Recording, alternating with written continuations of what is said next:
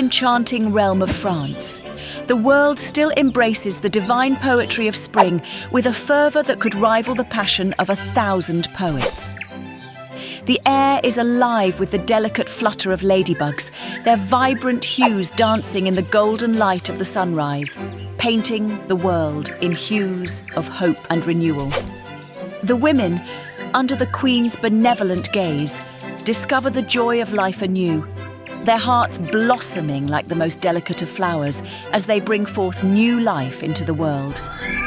The children are blessed with the privilege of peace, their laughter echoing through the meadows like the sweet melody of 1,000 birds. The birds, those celestial musicians, fill the air with their melodious tunes, each note a testament to the beauty of creation and the harmony of nature. The harmony of society is a testament to the strong king's unwavering rule, where all men stand tall and proud, knowing they are safe and protected. In this idyllic setting, the palace still stands as a beacon of grandeur and opulence, a testament to the power and privilege of those who dwell within its hallowed walls. Yet, a rat, cunning and determined, plotting his own mysterious masterpiece of revenge. This rat, though small and seemingly insignificant, possesses a spirit as vast as the universe itself. He has seen the injustices and the inequalities that still plague the world. He understands that the true masterpiece of life lies not in the opulence of the palace, but in the symphony of nature, in the unity of all creatures, great and small.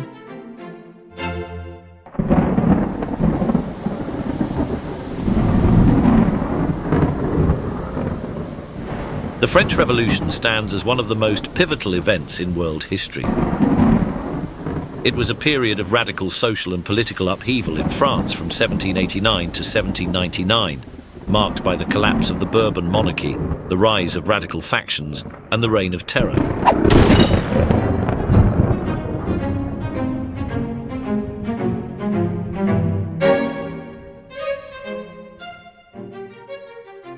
The roots of the French Revolution trace up to the American Revolution that ended in 1783 with the signing of the Treaty of Paris.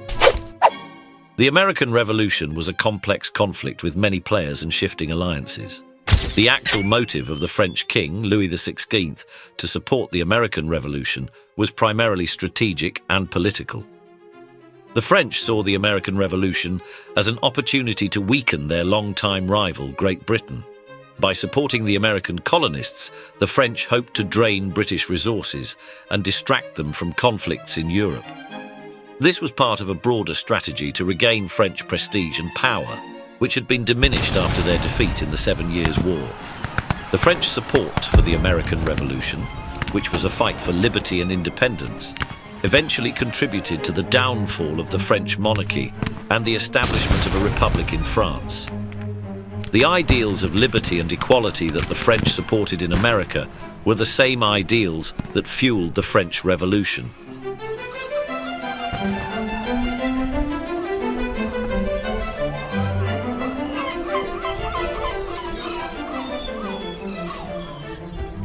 First, the decision to support the American Revolution was a risky one. The French palace, or the French monarchy, did not fully anticipate or understand the potential consequences of supporting the American Revolution. The French king during the American Revolution, Louis XVI, was certainly a significant figure. However, his reign was marked by many challenges, including economic difficulties, social unrest, and political divisions. While the French monarchy did provide significant support to the American revolutionaries, it's also true that many of the key players in the American Revolution were military personnel and members of the French aristocracy who were sympathetic to the American cause. These individuals provided crucial military and financial support, as well as strategic advice. The French government spent large sums of money to support the American Revolution, which exacerbated the already existing financial problems in France. On the other side, the French Enlightenment had a significant influence on the American revolutionaries. The ideals of liberty, equality, and self-governance that were championed in the American Revolution were broadly discussed and debated in France, particularly among the intellectual elite, which resonated with the French people, shaped the ideology of the French revolutionaries, and finally contributed to the outbreak of the French Revolution. Soon enough, the French monarchy, which was seen as part of the old order that the revolutionaries sought to overthrow, became a target of the revolutionaries.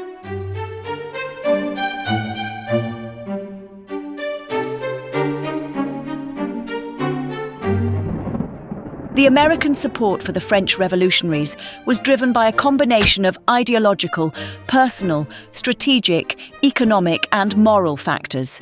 But the harsh reality that calls for all practices blessed by the rule of necessity suggests the American involvement due to a very, very interesting diplomatic speculation. The American government saw the French Revolution as an opportunity to weaken the British Empire, which was still a major rival of the United States at the time. By supporting the French revolutionaries, the Americans could potentially gain a powerful ally and weaken their common enemy. By supporting the revolutionaries, the United States could potentially establish a new, friendly government in France, one that was indebted to them.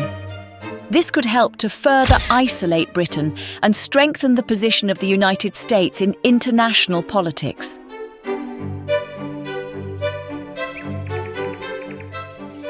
Many of the leaders of the American Revolution, such as Thomas Jefferson, had close ties with French intellectuals and leaders.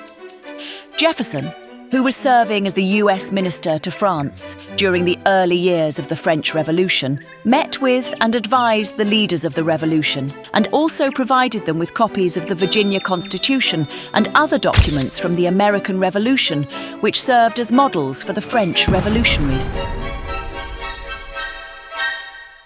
However, it's worth noting that the US government, under President George Washington, officially remained neutral in the French Revolution and didn't provide direct military or financial aid to the French revolutionaries.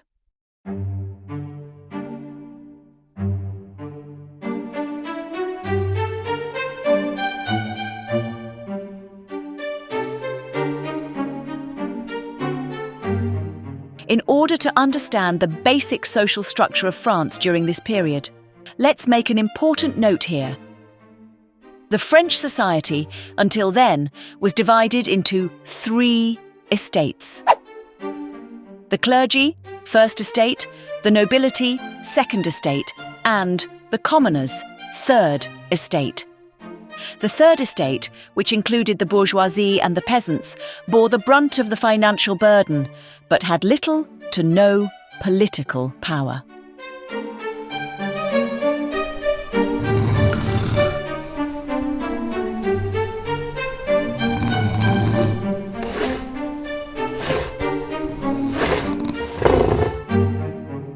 The second important note we have to make at this point is the decline of the French palace. The decline of the palace refers to the gradual deterioration and eventual fall of monarchical power and influence, often symbolized by the decline of the physical structures associated with royal authority. This decline can be attributed to a variety of factors, including political instability, economic pressures, and shifts in cultural values. In the case of the Palace of Versailles, its decline was closely tied to the waning power of the French monarchy. Louis XIV, known as the Sun King, built Versailles as a symbol of his absolute power and wealth. However, by the time of his death in 1715, the French monarchy was already facing significant challenges. Louis XV and Louis XVI were unable to effectively address these issues, and the palace began to decline. So, on the one hand, the financial crisis and social inequality led to growing discontent among the lower classes. This discontent was exacerbated by poor harvests, which led to food shortages and increased prices, causing widespread hunger and hardship. On the other hand, some monarchs were more provocative than a cat in heat. They'd tax the peasants until they were poorer than a church mouse, then throw lavish parties with enough food to feed a small army. Some monarchs were so nasty, they'd have their enemies imprisoned, tortured, or worse, forced to listen to their terrible poetry. It was like they had a PhD in being a royal pain in your ASS. The dumbest guy in the palace knew that the revolution actually started within the palace. The king's decline was on stage so big, it was just there for anyone to see. First, the maids get fed up with all the crap and start talking. Then the butlers feel quite uncomfortable.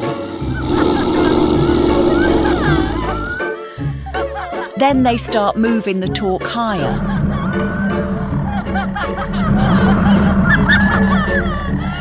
Then the Guards' Council starts getting nervous.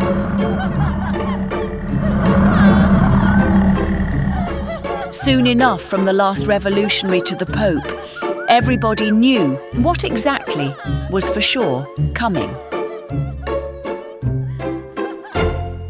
Besides this extraordinary decline of the palace, their biggest deadly mistake was to cut ties with the second class, the aristocrats.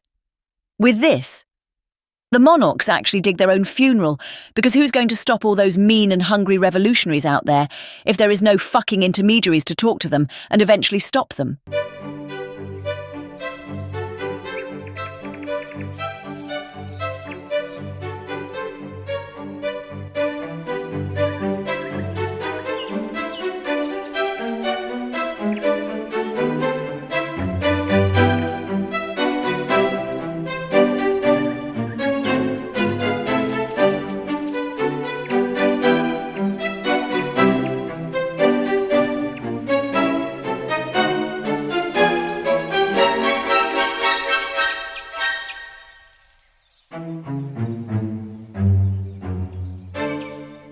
The revolution began in 1789 with the meeting of the Estates General, a national assembly representing the three estates of French society: the clergy, the nobility, and the commoners. The third estate, representing the commoners, demanded more power and representation, and when their demands were ignored, they declared themselves the National Assembly and began drafting a new constitution. This led to a series of events that culminated in the storming of the Bastille, a royal fortress in Paris, on July 14, 1789. This event is often seen as the beginning of the revolution. The king, Louis XVI, was eventually overthrown and a republic was established. However, the revolution was far from over, and it would continue to be marked by periods of violence and instability.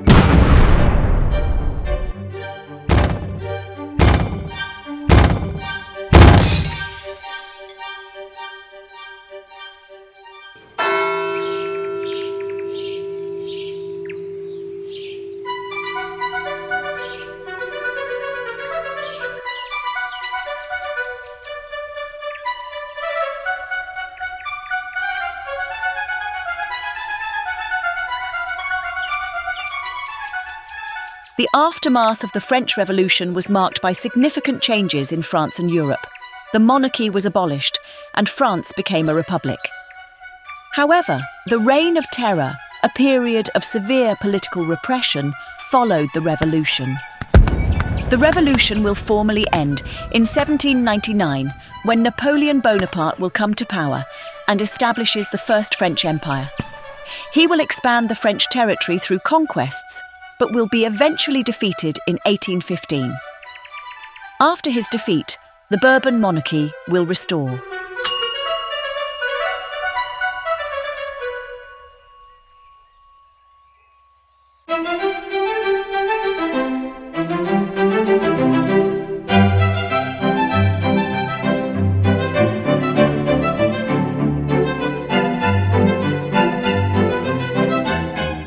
And so, with each stroke of his tiny paws, the rat still works towards a future where the world will be reborn, where the light of the gods will shine upon all, and where the true beauty of France will be revealed in all its glory. For in the heart of this humble creature, there still burns the fire of revolution, a flame that will light the way to a new dawn, where the rat and the palace will stand as equals, united in the pursuit of a better world.